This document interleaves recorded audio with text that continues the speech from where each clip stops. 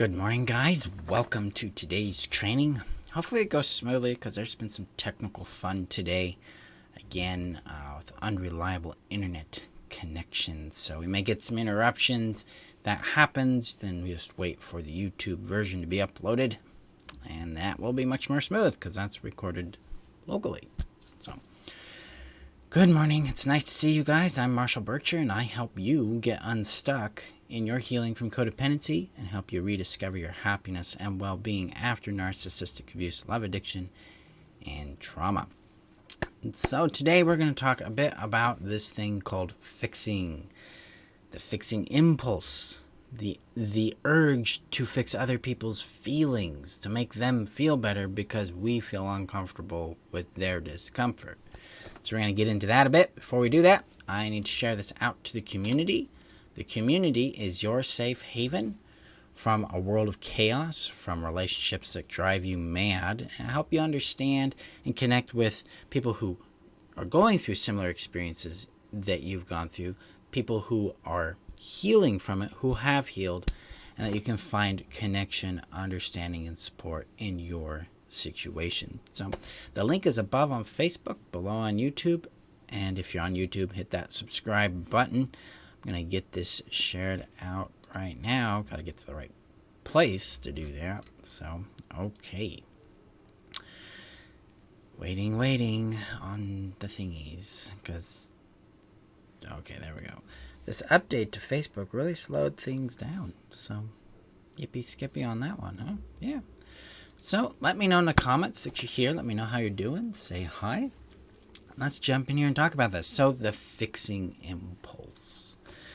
The fixing impulse. This is this urge to fix someone else's problem, to fix their feelings, to try to control an outcome for them. It's to change their choice. It's to prevent them from receiving a consequence.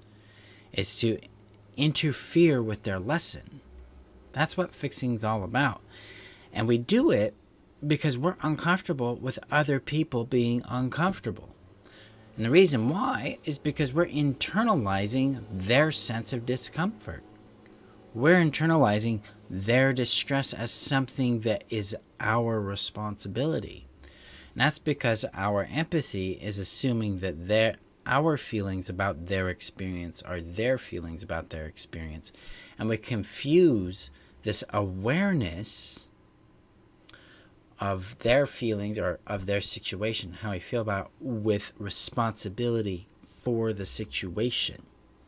This is a common issue with codependency, and it's no wonder why, because we were made responsible for the feelings of our parents or our spouse or friend, whoever was the abusive, narcissistic, controlling individual in our world. They made us responsible, or made us believe we're responsible for their feelings with phrases like, "You made me feel this. You made me do that. You caused this. If you hadn't done this, then I wouldn't have had to feel that." So it impressed upon us this illusion or fantasy that we are responsible for their feelings. We're not. They are. And this is one of those big rubs as we heal from codependency, is to understand why we're not responsible for other people's feelings. And that is, and it breaks down to this, very simple. Their psychology produces the feelings they experience in response to a stimulus. So, in other words, the way their brain's programmed tells them to feel certain feeling when X happens. That's it. Just like in your body, in your mind, when X happens, you feel Y. That's your programming. It's a revelation about you, not them. And just as their feelings is a revelation about them and not you, it teaches you about some of their history, about how they see the world, about who they see themselves to be. And that can help us, that's extremely useful information because it informs us about how they fit in our world and whether or not we want to be more vulnerable with them, whether we want to invest more time with them, whether or not we want to contribute more to their world or withdraw from it, depending on how they're reacting, things like that. So this fixing impulse is rooted or generated from the fantasy that they've imposed upon us by using the phrases, you made me feel, you made me do this, if you hadn't done this, I wouldn't feel that. And that gives us this false narrative that we cause them to feel something. This is partly where the idea of responsibility for what they feel comes from. And that leads to the fixing and enabling behaviors that are, core to being a codependent. So this fixing impulse is also about a level of discomfort that we feel about their discomfort. And we have to become tolerant of other people's discomfort and pain, because that pain and that discomfort is their lesson. It is not ours to interfere with. I'm going to repeat that again because it's really, really important. The pain and discomfort they're experiencing, the consequences they're experiencing for their choices are theirs. It's their lessons. It's their mentor in life to help them grow and understand themselves, understand their needs. Okay, so I got a little thing here in my eye. When we respect that, then we can approach the situation differently. One, we can start to release the discomfort we feel about their feelings and move towards a relationship with our own discomfort that says, hey, I don't have to be uncomfortable because they're uncomfortable. I might be uncomfortable because they're uncomfortable, and that's okay, but I need to regulate my discomfort, not theirs. Okay? We need to get comfortable with relating to our emotions and regulating them and giving them the boundaries they deserve and the care that they deserve, rather than fixing someone else's feelings so we feel better. This is fundamental to breaking free of the emotional enmeshment we tend to experience as codependents. And what this does is it opens up a world of option and opportunity for you, because if someone is disappointed in you, someone's rejected you, someone's upset with you, you no longer have to regulate yourself down or change yourself to fix their feelings or change their feelings so you feel better. Instead, you can build resilience that says, hey, it's okay that you're disappointed or upset, and I'm still quite happy with what I'm doing and where I'm going and what I'm going to do. See, we don't have to employ empathy with people being disappointed with us all the time. It does depend on the circumstance, so there's definitely nuance to it. But like, if I went out, hey, Pamela, if I went out and bought a car and somebody was really upset that I bought that particular car, I'm not going to empathize with them. And the reason why is because it's none of their business. So I went out and spent my money, my time on X car, and they're upset about it. They need to learn how to get out of my yard and respect my boundaries. Now, let's add some nuance to it.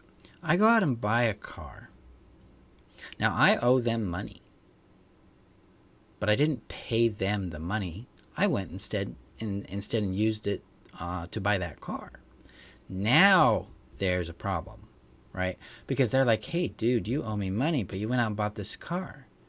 Now we have an issue, and they have a right, they have an understandable anger there, because I am not owning my behavior, my agreement with them. Instead, I'm violating it and going and doing something else, showing a massive disrespect to their trust, to their investment, to the connection that I have with them, they have with me. So that is a nuance. But if I'm out there just buying stuff with my own money that doesn't affect other people because I don't have an agreement with them about that money, they get to live with it. This is the kind of finite stuff we're learning here as we move beyond codependency and we learn to thrive, be happy within ourselves, is understanding the nuance behind agreements and consent and autonomy, how they function together. And fixing is one of those things that violates these things. I don't have the right to fix anybody else's feelings. Those feelings are theirs. There's something there for them to discover. If I'm uncomfortable with their discomfort, I need to regulate my discomfort. I need to get out of their yard and focus on my world. That's the magic here. Now, the contrast to this is helping. What on earth is helping, right? Most codependents think helping is solving the problem for the person, fixing their feelings, fixing the problem, making the issue go away, because that's what we want people to do for us if we're codependent. That's the problem. That isn't helping. That technically falls in the world of enabling.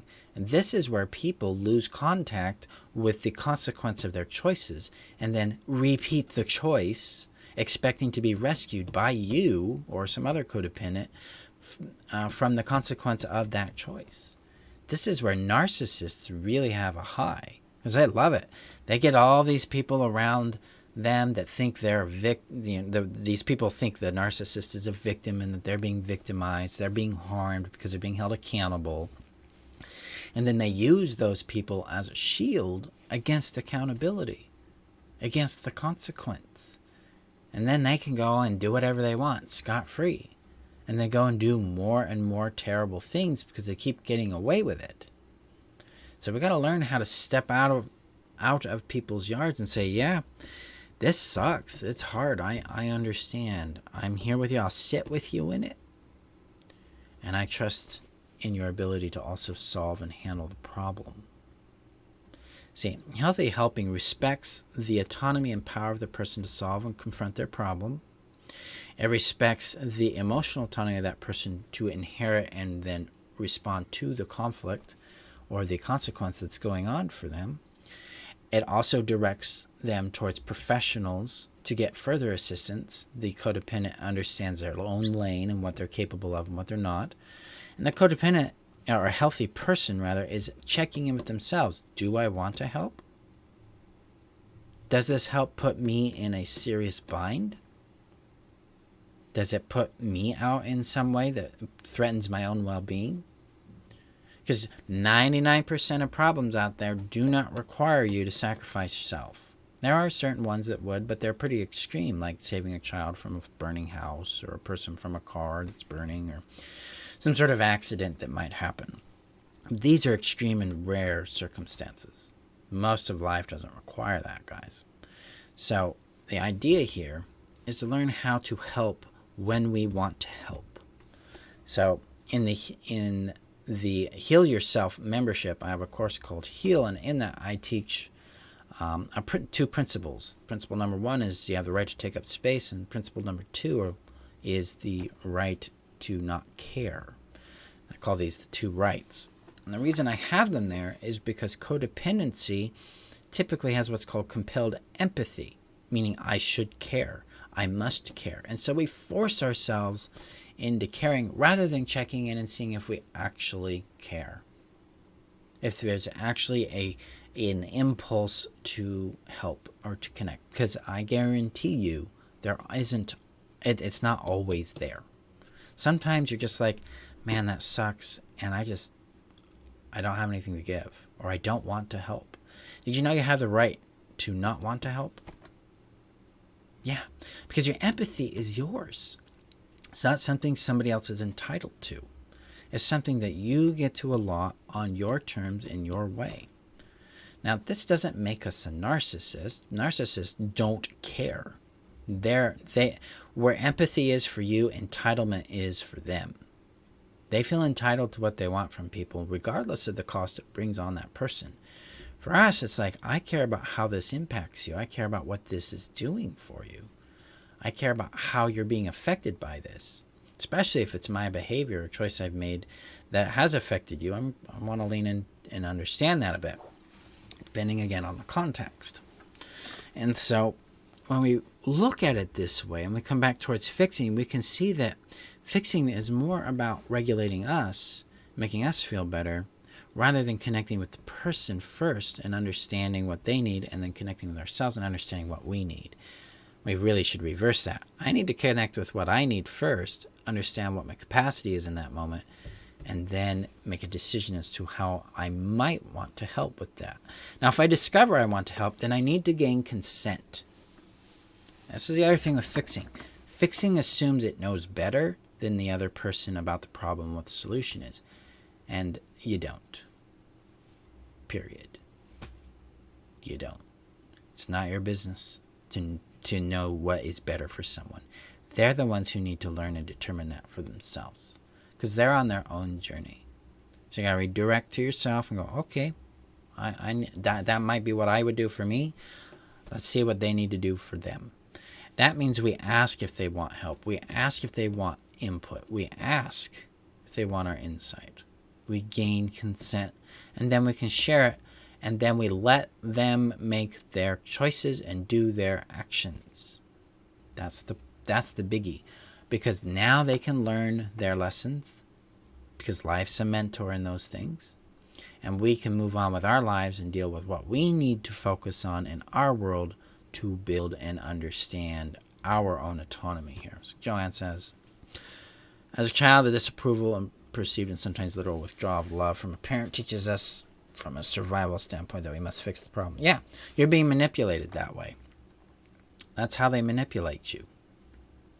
We think that to survive, we need to control. It's a fawn response.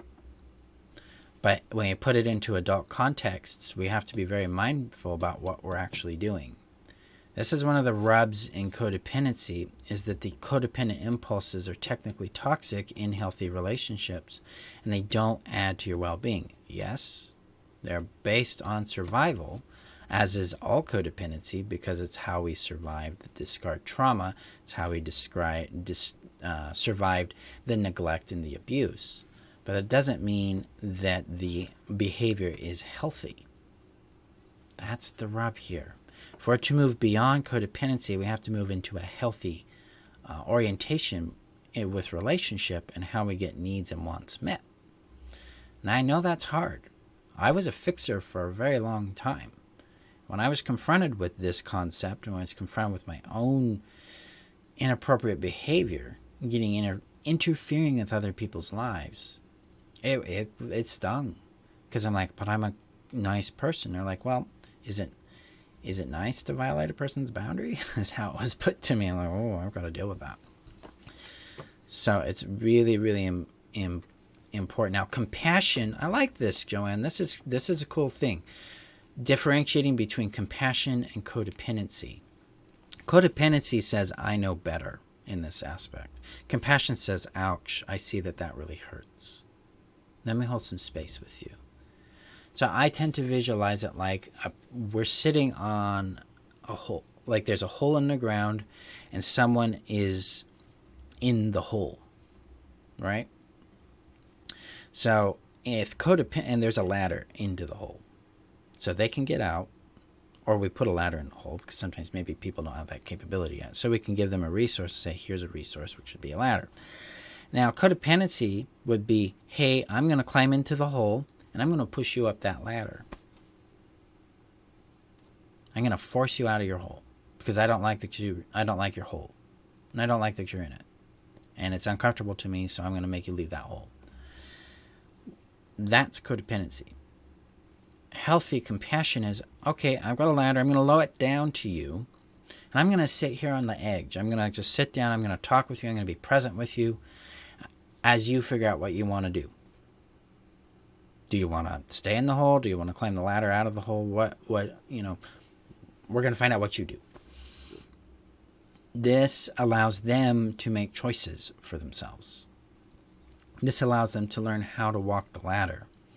This allows them to understand the costs and consequence of the choice they made if it put them in the hole. And it also helps them grow in handling holes that they just fall into, because that's life.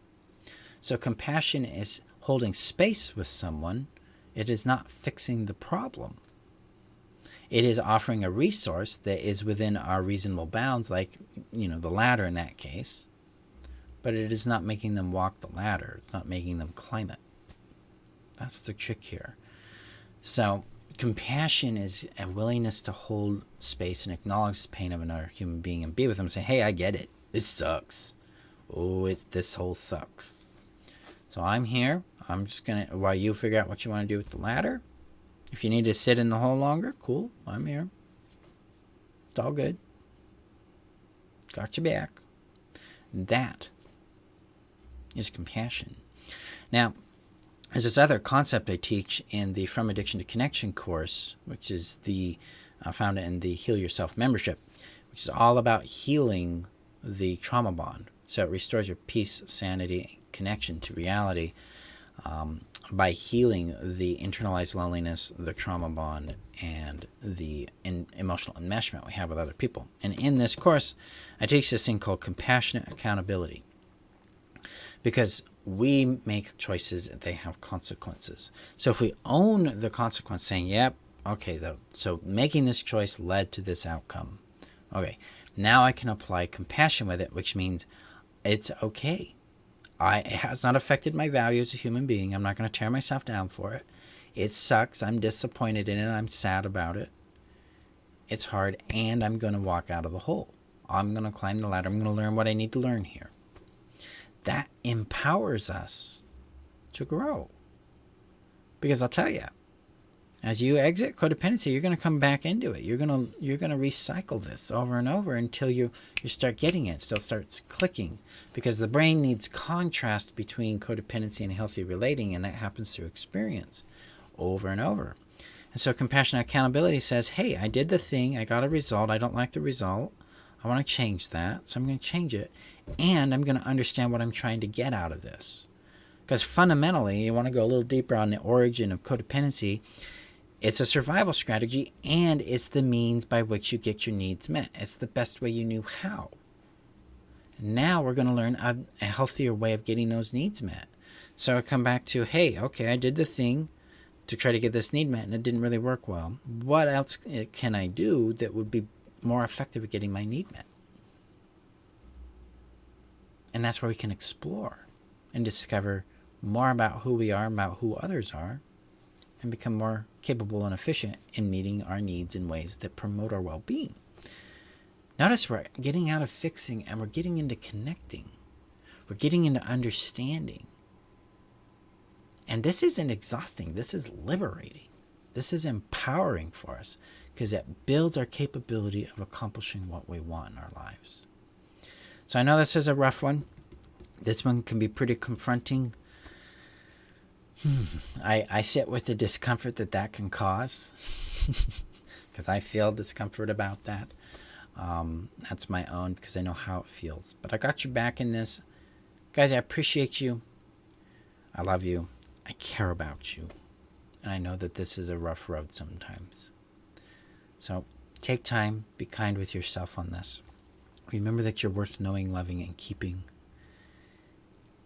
Be gentle with yourself out there. And I'll see you guys in our next training video. Have a good day. Bye-bye.